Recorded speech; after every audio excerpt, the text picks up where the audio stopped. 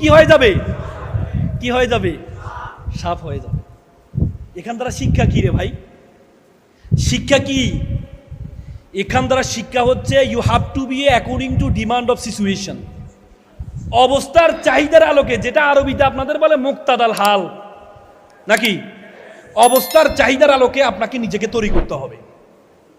অবস্থার চাহিদা, যদি আজকে পারমাণবিক বোমার যোগ হয়, তাহলে আপনাকে পারমাণবিক বোমার যোগ যে যোগ্যতা, সে যোগ্যতা আপনাদের অর্জন করতে হবে।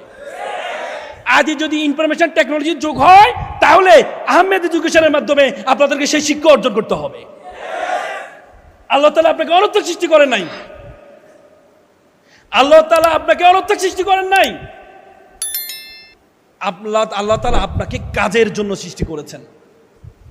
আপনি মানুষ, আপনি উঠতে পারবেন না, কিন্তু আল্লাহ তাআলা আপনাকে সে ক্ষমতা দিয়েছেন, বিমান বানিয়ে উড়ার ক্ষমতা দিয়েছেন।